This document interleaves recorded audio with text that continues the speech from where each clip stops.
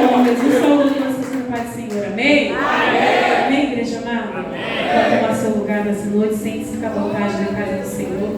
Como dizer não para o chamado do nosso Deus, né? Muitas vezes nós tentamos fugir, o pastor irmão, nós tentamos fugir do chamado, daquilo que o Senhor coloca sobre as nossas vidas, mas como dizer não se o Senhor nos deu a unção? Então, eis-me aqui nesta noite, sou grata ao Senhor por mais um dia eu poder habitar neste ambiente, igreja amada do Senhor. Sou grata a Deus porque mais um dia Ele me concedeu o fôlego de vida.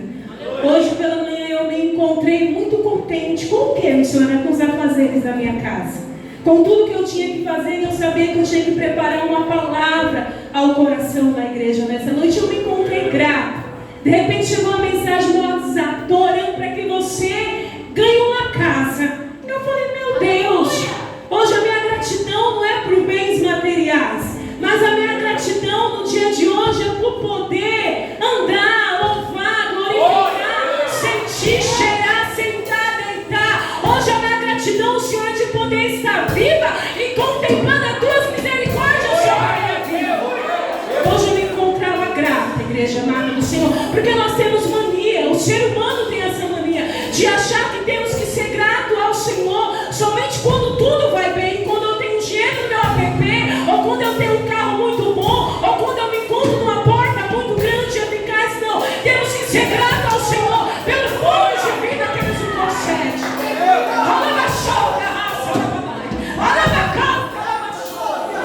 Me encontrava grata. Muitos têm perdido essa gratidão. Muitos têm perdido essa primeira essência. Igreja amada do Senhor, quando Deus me dava os louvores dessa noite, o Senhor falava: filha, primeira essência. Você vai entender o que Deus vai falar contigo nessa noite. Eu não vou ser enfadonha nesta noite. Aí depois eu dei uns feedback do meu pastor: mas está muito calor, pastor Rafael Garcia. Eu não vou ser enfadonha com a igreja, mas eu vou trazer a mensagem. Eu vou trazer o coração da palavra sobre a tua vida nesta noite. Aquilo que o Senhor colocou no meu coração. 2025 está lá, o Senhor era orando com o Senhor. Eu vou ministrar 2025. Já me dá uma palavra, Senhor. Já vai ministrando ao meu coração na minha primeira pregação de 2025. O que o Senhor quer falar com a tua igreja? E o Senhor falava: filho, eu quero falar sobre pessoas que têm que se levantar. Eu quero falar com a minha igreja nesse ano 2025, que é ano de se levantar. Porque 2024 foi um ano de se arrastar. Foi se arrastando. Foi o pastor chamando de um lado, foi o obreiro chamando do outro, foi alguém mandando uma mensagem, foi alguém chamando, foi alguém colocando de pé. Mas o Senhor falou: 2025, a igreja tem que se levantar. E se não tem de pé, é se levantar e permanecer de pé. Chega de oscilações na presença do nosso Deus. Ah, missionária, você está sendo chato. Eu não posso ter meus momentos ruins? Podemos. Somos ser humano. Mas o meu medo, pastora Simara, missionária Lia, é que no dia que Jesus volte, nos encontre, irmão Felipão, nessas oscilações. E aí? Como que vai estar nossas obras diante de Deus? Segundo Samuel nesta noite. Aleluia. Segundo Samuel 9. O livro de Samuel, meus irmãos, alguns historiadores falam que foi ele mesmo que escreveu. Tem algumas contradições. Diz que foi Samuel mesmo que escreveu. Sabemos que o livro de Samuel, o segundo livro de Samuel, ele nos retrata a unção de Davi e a decaída de um rei que o povo clamou, que o povo pediu. Então vamos lá, 2 Samuel 9. Eu vou estar lendo o versículo 1 até o versículo 5. 2 Samuel. É uma passagem muito conhecida, mas vou trazer algo diferente no teu coração nesta noite. Aleluia. Amém, meus irmãos? Amém. Quero agradecer aos meus pastores pela oportunidade, Diácono Luiz, Presbítero Eduardo, Pastor Inácio, amém. A banda está me acompanhando aqui. Está gostoso, viu, Patéria? Continua aí, viu? Esse ano de se levantar, esse ano de permanecer. Em nome de Jesus. Diz assim: e disse Davi: ainda alguém que ficasse da casa de Saul, para que eu lhe faça bem por amor de Jonatas. E havia um servo na casa de Saul, cujo nome era Ziba, e o chamaram que viesse a Davi, e disse o rei: és tu Ziba? E ele disse: servo teu.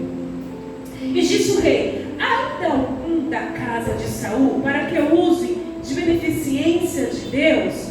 Então disse Ziba ao rei: ainda há um filho de Jonathan, aleijado de ambos os pés. E disse-lhe o rei: onde está? E disse Ziba ao rei: eis que está em casa de Maqui, filho de Amiel, em Lodebar. Fala comigo: Lodebar. Lodebar. Lodebar. Lodebar. Igreja amada do Senhor, nessa noite o Senhor me traz uma palavra, igreja amada, para o teu coração, que diz assim: Lodebar, ela é uma terra de sequidão, é uma terra que ninguém queria habitar, é uma terra que ninguém queria estar. Mas você vai entender que muitas vezes, meus irmãos, o lugar onde Deus te coloca, muitas vezes é desconfortável, muitas vezes é um lugar ruim, muitas vezes é um lugar que não te traz conforto e alegria, mas às vezes é um lugar que o Senhor te mandou você ir para lá. Glória a Deus, aleluia. Vamos entrar na palavra. Diz assim, meus irmãos, essa palavra do Senhor, que Davi foi constituído rei, né? Depois que Saul veio a decair. Até Juízes, meus irmãos, não tinha reis. Até Juízes não tinha rei nenhum. Era o profeta, era o sacerdote de Deus.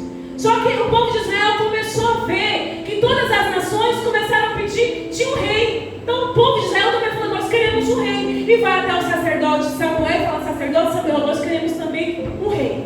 Então aqui é a transição da monarquia à teocracia. Aqui não era mais um povo que se reunia, não. Aqui teria um Deus agora direcionando o povo. E diz que eles pedem um rei. Quem é esse rei? Saul. Então diz que é o primeiro rei de Israel quando começou aqui. E diz que ele começou muito bem. Ele reinou por 40 anos, Saul. Mas diz que só 3 anos do reinado dele foi tudo bem, foi tudo ok. De repente ele começa a desagradar o coração de Deus, que Deus o rejeitou. Nós conhecemos muito bem essa história. E diz que de repente Saul, ele está desgovernado, começa a fazer tudo aquilo que não é do agrado do coração do nosso Deus. Deus rejeita e fala: Samuel, não adianta você insistir em Saul, porque eu já rejeitei, eu não quero mais. E diz que o povo começa a ficar desgovernado, a ficar sem orientação de um rei. E de repente sabemos que Davi, ele é levantado a rei de Israel. E sabemos, meus irmãos, que de repente entra a ira no coração de Saul. E Saul fica querendo todo momento matar a vida de Davi, querendo pegar Davi. Só, meus irmãos, que no meio de toda essa confusão, dessa divisão de casa, divisão de poderes, tinha ali o filho de Saul, Jonatas. E eles fizeram um pacto de aliança. Então Davi fala: Jonatas, se um dia vier acontecer alguma coisa, que você proteja a minha casa. Jonatas pede esse pacto de aliança com Davi. E de repente, meus irmãos, acontece uma grande guerra. Os filisteus vêm novamente atacar o povo de Deus. E diz que Saul estava tão desgovernado, Saul já não tinha nem mais, não pensava mais, nem raciocinava certo. Diz que no meio daquela batalha ele pediu para o escudeiro dele que o matasse.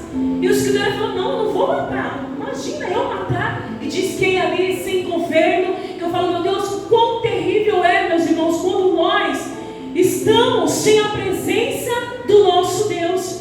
Diz que Saul estava totalmente sem a presença, sem a direção. Sabe quando você levanta naqueles dias que você não tem direção para nada? Assim estava Saul. Diz que no meio daquela guerra, uma guerra muito sangrenta, diz que ele lança a espada dele e ele mesmo se joga sobre essa espada, cometendo suicídio, meus irmãos. E diz que em seguida também Jonatas também foi morto também naquela guerra. Uma guerra sangrenta que ficou marcada. Diz que a casa de Saul toda foi exterminada naquela guerra. E de repente essa notícia chega aonde? Chega até Israel. E a ama que cuidava do filho de Jonathan, o Mefibosete, diz que essa ama, quando ela fica sabendo desse desespero, ela sabia que por lei, a casa que fosse exterminada por alguma guerra, aqueles que viessem tomar posse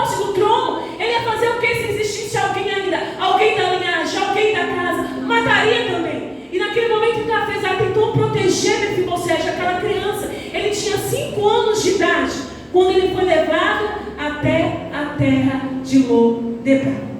Aqui é a história que eu li. Aqui é a história que eu acabei de ler com vocês.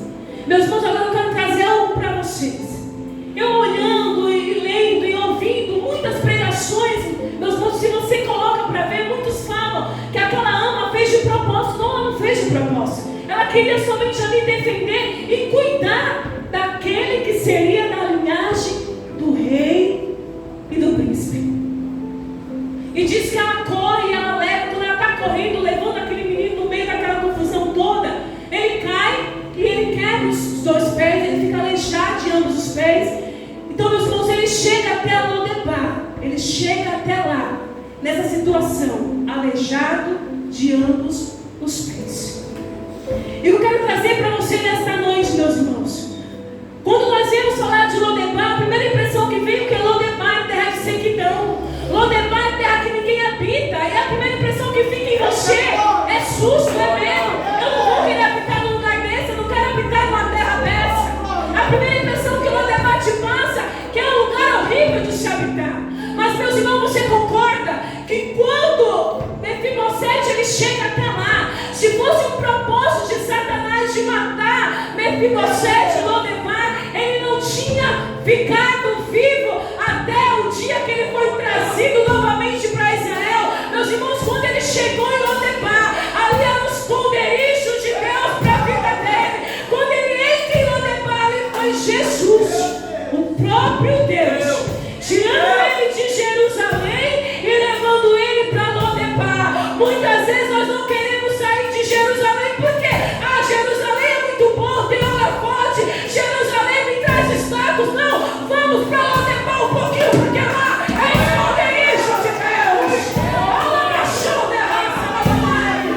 Talvez uma terra que para você é uma terra de morte, para Mefibosete foi terra que manteve ele vivo na presença do nosso Deus. Meus irmãos, quando você vai para uma terra seca, se você vai no propósito de Deus, aquela terra não te mata em nome de Jesus.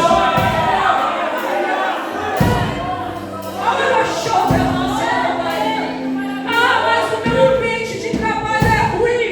Se é propósito de Deus, ele não vai te matar. Essa porta de emprego não me alegra. Se for propósito de Deus, aguenta mais um pouquinho. Ela não vai te matar. Meus irmãos, é o propósito de Deus. Ele saiu corrido de Jerusalém. Ele foi para uma terra sem vida, uma terra sem pasto. Mas ele saía com um propósito. Lá Satanás não matou Mefibosete.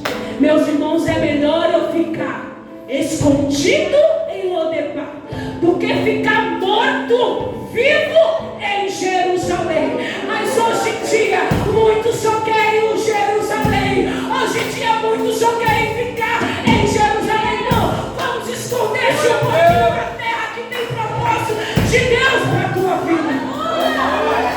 Louvado seja o nome do nosso Senhor. Minha família não é a melhor. Amém, que não é a melhor. Sabe o que a tua família está precisando? De Deus. É muito fácil nós julgarmos. A missionária Catiane grita muito. Sabe o que a missionária Catiane está precisando? É de Deus. Para, meus irmãos. Sabe o que precisa? É de Deus. Não é que a terra é ruim. Não é que o meu chefe é ruim. Não é que a minha casa é ruim. Não, meus irmãos. É que você precisa chamar Deus para dentro dessa terra. Você precisa colocar Jesus dentro dessa terra. Meus irmãos, quando eu mudei aqui para IP Roxo, fez 2 anos, vai fazer 3 agora já. Sempre eu morei em casa muito grande, calma aí. Mas não porque eu queria, não. Porque os aluguéis antigamente eram bem acessíveis.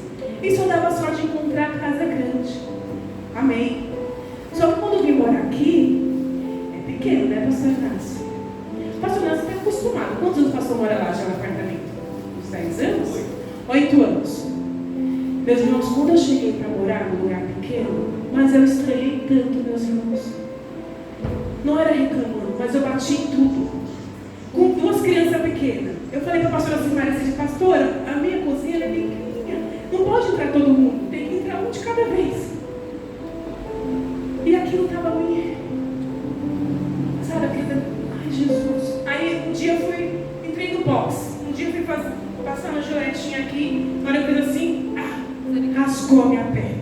Pequenininho. Aí a pessoa vai fazer o quê? Chorava de agonizamento. Chorava. Mas não era, pastor, porque eu queria casa grande, não era status. Não tinha costume, meus irmãos. Aí um dia o Senhor veio e falou assim ao meu ouvido: enquanto você não abençoar o lugar que você está, eu não vou te levar para outro lugar. Meus irmãos, a partir daí, nunca mais eu reclamei do ambiente. Sabe o que eu falo hoje? Eu só quero casinha pequena para morar, porque é ótimo. Eu arrumo todo mundo no cantinho. Irmão Angel, coloca o Samuel sentadinho aqui. Natália, senta aqui. Não saia daqui. Não venha para aqui. Tá ótimo. Só quero casa pequena. De repente a casa está toda organizada, toda arrumada. Mas se eu ficasse naquela de...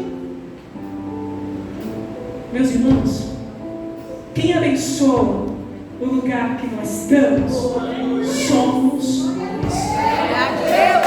Quem muda o ambiente é nós. Essa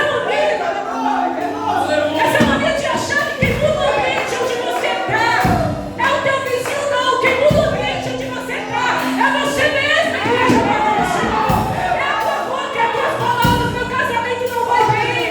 Abençoa esse casamento. Profetiza sobre esse casamento. As minhas finanças não estão nada bem. Não estou vendendo nada, meus irmãos, começo de ano. Amém. Sabe quem vai abençoar minhas finanças, as minhas vendas? Sou eu. Não dependo de ninguém, meus irmãos. Essa mania de achar que é o mundo que vai nos ajudar, não. Irmão Felipão, tá difícil? É você, papai. Tá complicado? É você, irmã Vanessa. Tá difícil? É você, Diácono Luiz. É a gente, é nós, é eu. É você.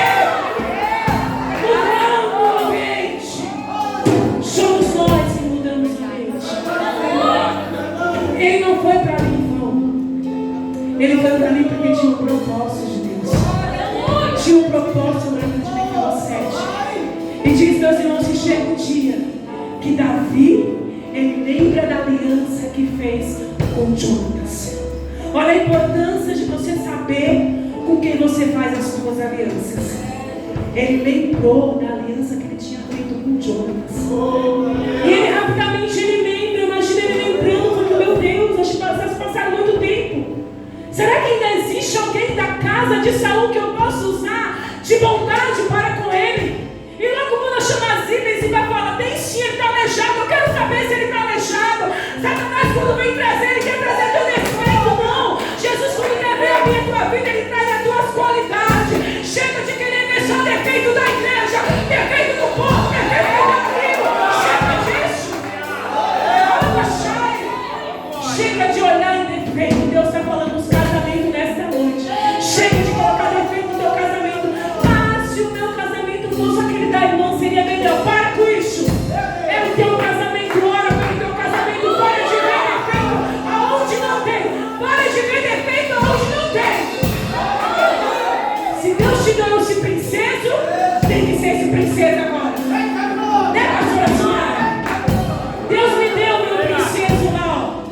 25 anos de casado. Glória a Deus. Entendi, eu quero matar ele? Entendi, eu quero matar ele, igreja para o Senhor. Entendi, eu quero pegar pelos cabelos dele assim, ó. Mas eu não consigo porque ele não tem cabelo, igreja para o Senhor. Mas sabe o que acontece, meus irmãos? Para de ver defeito. Meu marido é uma bênção, né? Comecei a namorar com ele, eu tinha 13 anos de idade, meus irmãos. E ele é uma bênção. Temos atritos? Temos sim. Se eu falar que eu não tenho, eu estou mentindo, porque todo casal tem. Mas sabe o que acontece? No final do dia, ei, vem aqui. Vamos conversar. Ei, é isso? Eu não gostei disso? Vamos arrumar isso. para de olhar defeitos. Exiba primeiramente que ele viu os defeitos de quem? Ah, ele está aleijado lá. Davi fala, não importa, manda, chama.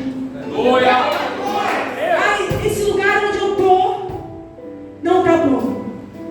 Obrigada, pastor. Esse lugar onde eu habito não está bom. Calma, o rei vai mandar chamar.